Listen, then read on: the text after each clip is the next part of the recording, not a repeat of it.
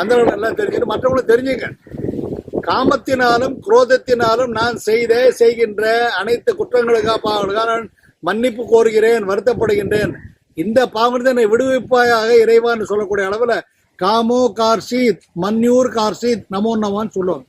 காமோ கார்ஷித் மன்யூர் கார்ஷித் நமோ நமான்னு சொன்னா காமத்தின் வசப்பட்டு, குரோதத்தின் வசப்பட்டு, ஆசையினால் உந்தப்பட்டு, கோபத்தினால் தள்ளப்பட்டு நான் செய்த அனைத்து பாவங்களும் என்னை நான் மனம் வருந்தி மன்னிப்பு கேட்கிறேன், இந்த பாவங்களை விடுவிப்பாயாக அப்படின்னு சொன்னா மேற்கொண்டு இந்த கோபத்திற்கு ஆட்படாமல் என்னை காப்பாயாக அர்த்தம். எவ்வளவு அற்புதமான ஒரு சடங்கு பாருங்களேன்.